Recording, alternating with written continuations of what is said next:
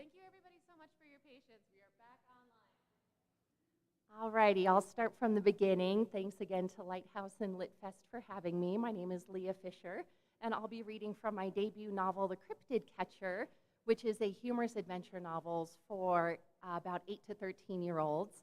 And the portion I'm going to read, the main character, Clive Wren, believes that his father was a boring archaeologist who died overseas in a archaeological dig accident.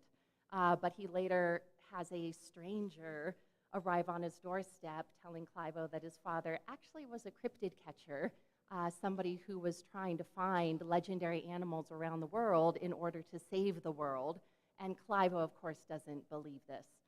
However, later on, Clivo discovers a mysterious skeleton key in the house, and he thinks maybe his father was actually more than the boring archaeologist he pretended to be. And this is Clivo trying to uncover the mysteries. The attic was dark and dusty and stuffed with souvenirs and trinkets that didn't fit in the rest of the house. It was like the closet in a museum, a place where forgotten treasures languished in the dark. Clivo lifted the plastic sheets draped over various sculptures and pottery, but there was nothing that required a key to be opened. He walked along the floor, which creaked with each step, beginning to wonder if he was totally on the wrong path. Then he saw what he was looking for, and everything made perfect sense. Clivo hurried to a far corner and knelt by a large chest, which his father had brought back from Brunei. It was made of sturdy wood and covered in studded brown leather. He examined the trunk and furrowed his brow in disappointment. Instead of one lock to open the top, the trunk was covered with at least a dozen locks that opened various drawers and compartments of all different sizes. Wedged under the chest was a weathered piece of parchment that Clivo delicately pulled out, the elegant script barely visible in the late afternoon light filtering through the small attic window. "The chest of dreams," it read. "Hide your items of importance here, but be warned. The key opens one lock and one lock alone. If the wrong choice is made, liquid vials will mix and dissolve the contents in a puff of smoke. The smoke is harmless when breathed in, but it will send you into a deep sleep where dreams of your evil plundering will haunt you for ages to come. Choose wisely." Clivo shuddered, both at the idea of losing whatever contents were inside and at the idea of being haunted in his dreams. He held the key up to all the different locks, wondering which one it fit into, but all the keyholes appeared to be the same size. Well, he scrubbed his fingers through his hair in frustration. How was one supposed to know which lock was the right one? Clivo again ran his hands over the tough leather, his fingers tracing the decorated brass locks tarnished with age. Then he spied something else. Engraved on each lock was a symbol, barely visible in the low light. He rummaged in a box next to him that his dad had used to store their camping gear and pulled out a candle. He lit the wick with a waterproof match and held the flickering glow to the symbols. They all appeared to depict animals, probably from Brunei, including a tiger, an elephant, and a rhinoceros. There didn't seem to be anything remarkable about the engravings until Clivo noticed one on a narrow compartment that stood out from the rest. This creature he didn't recognize. It had the small body of a frog and the large head of a crocodile, complete with a long snout and pointed teeth. This couldn't have been a real animal. Not that Clivo knew every animal on Earth, but he was pretty sure he would have heard about one that was half frog, half crocodile. Compared to the other engravings, this one definitely was different.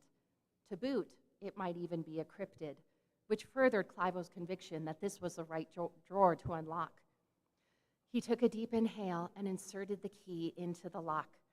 He held his breath and pointed his face away as the key turned, in case a plume of smoke came out and sent him into haunted dreams. Instead, the lock clicked harmlessly, and the drawer slid open. Thank you very much.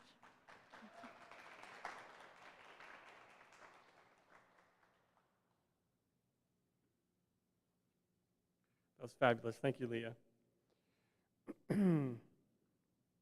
Our next reader is Ellen Bloom Bearish. She's joining us remotely. She is the author of the memoir Seven Springs, a collection of essays, views from the home office window, and she's a contributor to Chicago Storytellers from Stage to Page. Her essays have been published in Tablet, Brevity, Full Grown People, Literary Mama, and have aired on WBEZ Chicago Public Radio. She is the founding editor of Thread, which earned 4 notables and Best American Essays. Please give it up for Ellen Bloom Bearish.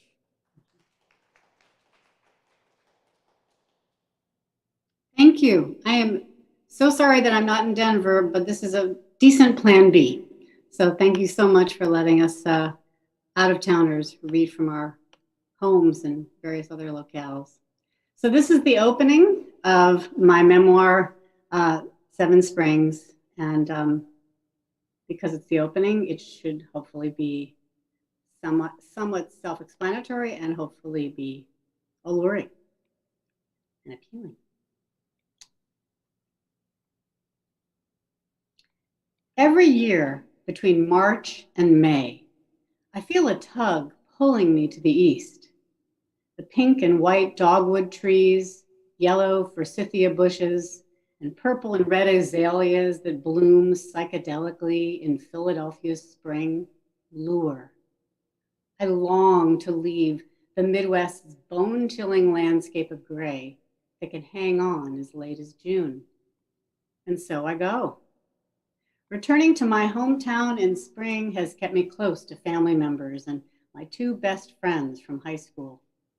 Making those trips has allowed me to revisit the gravel paths of Fairmount Park, Valley Green, and the Wissahickon, and wait in long lines for corned beef sandwiches at 4th Street Deli, cheesesteak at D'Alessandro's, and soft pretzels on city street corners.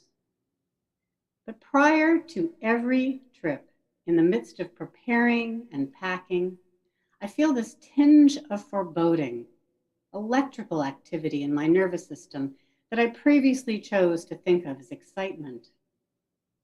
Now I understand it as my body's association with a place where a terrible thing happened. On an April afternoon when I was 12, a Mack truck sped through the intersection of Carpenter Lane and McCallum Street and collided with the Volkswagen station wagon that was taking me and 2 others home from school. Mere seconds shattered our realities, followed by decades of deafening silence. When something that big and that loud is covered with a blanket of quiet, it lies there, appearing as protection. But instead, it can be heavy and immobilizing, impacting us in ways we may come to know, and many we won't. After the accident, I went numb. I buried the memory and blindly carried its weight until a conversation at my 20th high school reunion broke that silence, returning me to my past, to myself, and something now that I understand as faith. Thank you.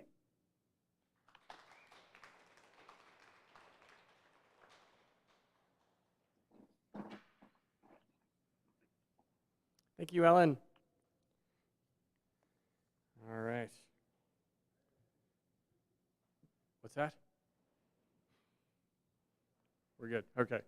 Our next reader, Daniel Levine, is joining us remotely. He is the author of Hide, a New York Times Editor's Choice novel. His work has appeared in Tin House, the Johns Hopkins Review, LitHub, The Millions, the LA Review of Books, and elsewhere. He received his MFA from the University of Florida and teaches at the University of Colorado in Boulder and at Lighthouse. And I think he's getting settled. Yes, he's getting settled, getting ready to read. He used to I'm be, here. Can you see me?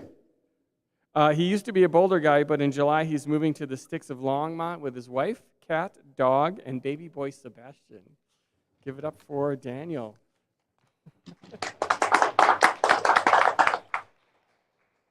Hello. Greetings from sunny California. I wish I could be with you, but sadly I have to attend this bachelor party. It's a hardship.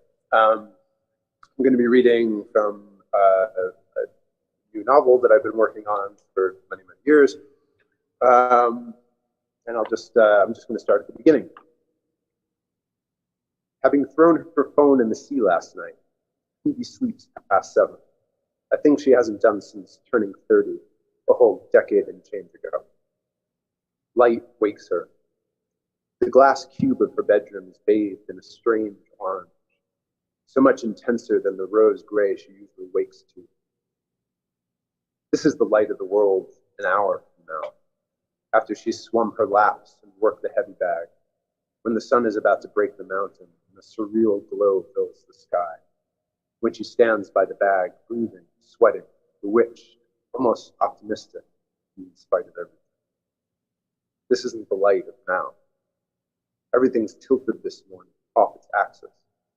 Even her calves feel heavy with gravity, as if the bed, while she slept, has sloped toward the doorway open maw, a new day drawing her into itself, with its suck like the tide.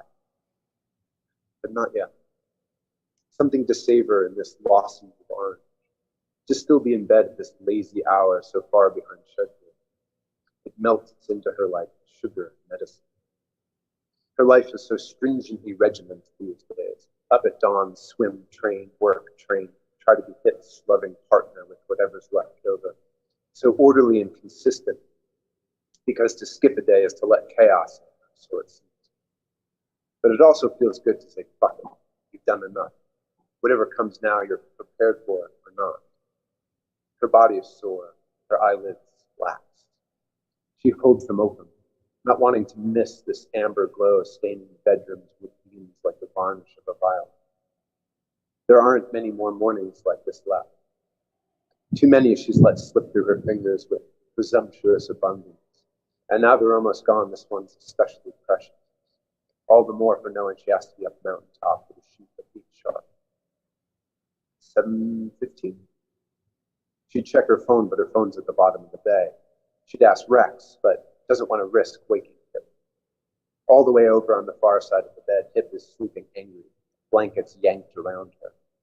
It's just how she sleeps, with greedy intensity, scowled and wounds, battling an inner gauntlet of haters and fans. But it's easy to read simmering resentment in the way she snatched the flat sheet, so it slews off Phoebe's own side, a potentially explosive situation that could roll over at any moment. She swings her feet to the floor and reaches for the charging dock on her nightstand, which she's done 1,000 times. Oh, right. Her fingers twinge with the feel of glass slipping free of her forehand whip. Whoopsie, there she goes, spinning over the dark water to disappear without a splash. A tug, a snap, then a beautiful, frightening grief. It echoes over her as she stares at the empty charger. This will change everything, she had thought last night, at the brink of her longing. Fluttering with triumph. But now she wonders if that was overly grand and naive. Can you really change your life in a single gesture of renunciation? Possibly. Already she feels different as she pads to the bathroom and pees on the preheated toilet seat. Normally she'd be doom-scrolling her news feeds. Now she gazes through the glass doors for indoor-outdoor shower at a bright strip of grass on the patio, feeling calm and alert despite missing her workout and meditation.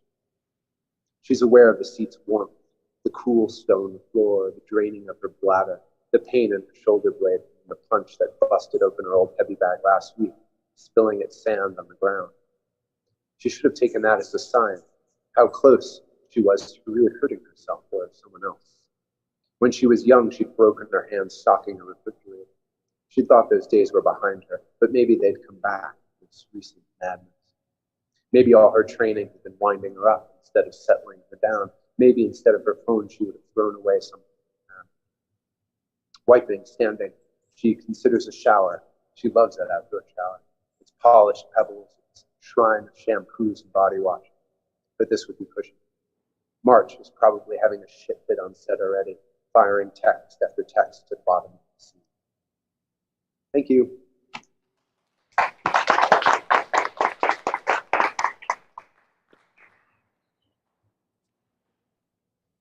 Thank you, Daniel. Our next reader, Abigail Chibitnoy, is joining us remotely. She is the author of the forthcoming In the Current, Where Drowning is Beautiful, How to Dress a Fish, which was shortlisted for the 2020 International Griffin Prize for Poetry and winner of the 2020 Colorado Book Award, and the Linnecut Illustrated Chapbook, Converging Lines of Light. She currently teaches at the Institute of American Indian Arts Low Residency MFA program and will be joining the faculty at UMass Amherst as an assistant professor in the fall.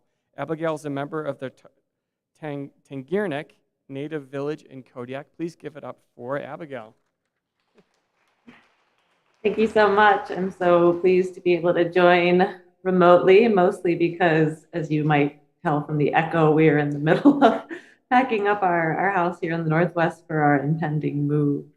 I hope you're all enjoying Lit Fest. I am going to read one poem from my forthcoming book, which kind of takes to task and reconsiders narratives of violence against women and how to survive. And then a poem that I wrote more recently while I was pregnant with my daughter and trying to kind of recover from some of those themes of violence and trying to find the other side of those narratives. So this first poem is untitled, kind of a proem to the collection In the Current Where Drowning is Beautiful. I am looking for a way to sound the women catch in my throat, water, lung. How do you say the women are at the beach, wave after wave, standing on shore still, the water now to our throats, looking for a wave send where otherwise a field fallows. Listen, they cut my fingers, fin, fine, finet. My neck gilled, slit, so I too could breathe and became aware another tongue carried in my throat. There was earth at the bottom, so I dug. There was a sea and a knife and a sacrifice. And looking back, I drank salt and all the words I am learning. And I was hoping my daughter would introduce me to new motifs and themes that kind of keep circling around this idea of water and violence and teeth. And a lot of that is continuing, I suppose, until she's old enough to tell me her dreams and I can pilfer from those. I'll just have to stick with the waters I'm used to. This next one is titled How We Break. In the fog, the outline, in the island, in the earth, wherein my kin dwell well with holes, box and gaping, present mortars, ringing window, shards and red salt, pocked brick working the emptied block. Siege the day. Sometimes the cards are warning, the crows not what they seem, and naturally the ravens, the brass eagles, young enough to be golden. From feels like this molting, this body stone slipping, silk string from string, and sinking, but for the water pulling from these shores. Line bolt after body after beam on the beach, and count the dead. In the records, in the time that comes of flooding, turn the body garment, hung and carried to light in the hostelum of the eclipse. Dust collects, catches to wet sand through small fingers, slipping, cut from the boat. Child, my ark, would you believe me? The point is how I love. Thank you.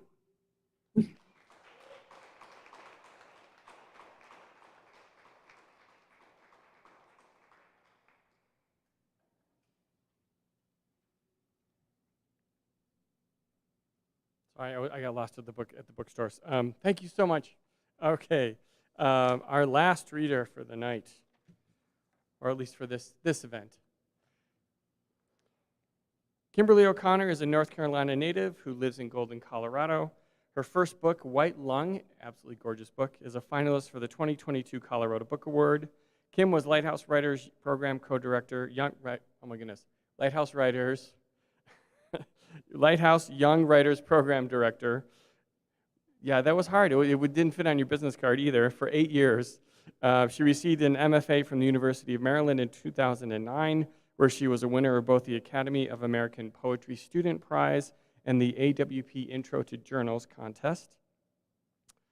Before that, she taught creative writing and literature in middle school, high school, and college classrooms in Maryland, West Virginia, and North Carolina. Kim's poetry has been published in Body, Copper Nickel, Colorado Review, Harvard Review, Mid-American Review, Slice, Story South, Thrush, and elsewhere. Get up here, Kim.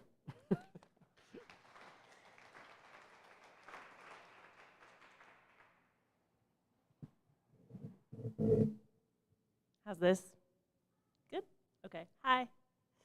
I'm happy to be here. This is my first hybrid reading. It's pretty exciting. This is my book. It's about a lot of things. It's about, I'm not going to try to get into it. I was going to start with that, but I'm reading a poem that I don't usually read, just one poem called Roe v. Wade. It was one of the last poems that I wrote that made it in the book. It just felt like, for the time we had, and this particular moment, it might be worth reading. To me, it's one of the least kind of finished or polished poems in the book, but I think that kind of makes sense because Roe v. Wade itself is kind of messy. And so it's in several different sections. So here we go, Roe v. Wade. The facts of anything are tangled, in particular. Who was Roe? Who was Wade? Realizing I didn't know what I was so upset about when I got upset about Roe v. Wade, I turned to books. Not true, I Googled it. The facts of anything unravel at your touch. The facts unspool and unspool. It turns out Roe was Jane Roe, a fake name for Norma McCorvey. Norma McCorvey worked selling tickets at a traveling show. Norma McCorvey was raped after the show one night. The facts unspool: youth, abuse, poverty, despair. Abortions were illegal in Texas. She could have gotten an illegal abortion, but she had no money and she was afraid. In one book about Norma, she was raped. In another, which happens to be her memoir, she lies and says she was raped, thinking that if she was raped, she'll find someone to do the abortion. In this version, after having 2 children, she has just found out what abortion is, that it even exists. The American Medical Association wrote that a woman who wanted an abortion was unmindful of the course turned out for her by Providence. At the Supreme Court, during the arguments for Roe v. Wade, there were no ladies' bathrooms in the lawyer's lounge. I'm afraid and very selfish of this story. A new mother who is me, who feels nothing like the me I used to be, decides to take the baby. For months, he is only the baby, nameless. Though we did name him, he is a sea creature, expressionless, helpless, a vortex. To a coffee shop across Capitol Hill in D.C., where we lived then, so I have to push the stroller past the Supreme Court. And through the haze of exhaustion I, the new mother, now live in, I realize that everyone is smiling at me. And then that they are all holding signs. And then that there are hundreds of them smiling at me and holding signs. And then I begin to read what the signs say. 1 life taken, many hearts broken. Abortion stops a beating heart. I am a pro-life feminist. I regret my abortion. And as I read the signs, a rage that is like a match being struck ignites deep in the fog of me. They are smiling at me because of the baby. Sherry Finkbein read the newspaper, loved children, starred in a children's show called Romper Room, had 4 children of her own. Sherry read in the newspaper, babies had been born in Europe. Babies had been born in Europe with just heads and torsos. Their mothers had taken sleeping pills called thalidomide. 2 facts were true. 1, Sherry Finkbein was pregnant. 2, Sherry Finkbein had taken thalidomide. Sherry Finkbein called her doctor. Her doctor recommended abortion. Sherry Finkbein wrote to a hospital panel who approved the abortion, and here the facts unspool and unspool. Hoping to save other women, Sherry calls a newspaper. The press scares the hospital. The hospital revokes their approval for the abortion. The Finkbeins sue the hospital. The pregnancy progresses. The babies being born with hands and feet attached to their torsos are named thalidomide babies. The Finkbeins go to Sweden. After several days of examination and the review of a medical board, Sherry gets an abortion. The fetus is deformed. The Finkbeins go home, where they receive multiple death threats. The television network replaces Sherry as their romper room host due to publicity over the ordeal. The question is whether a woman has the right to decide whether or not to carry a pregnancy to term. Whether a woman has the right to kill her baby is another way to say it. When my baby was a baby, I'd say to anyone who listened, if I got pregnant again right now, I'd have an abortion. A joke. Does giving birth hurt? Yes, and then your life is ruined. Things that have happened to abortion providers: stalking, home picketing, business loss, death threats, protests, racial attacks, religious attacks, hate mail, targeted internet postings, arson, assault, murder. The facts of anything are tangled and particular. When someone first told her she couldn't get an abortion, Norma McCorvey didn't know what abortion was. The first abortion doctors were medicine women, or witches, later burned at the stake.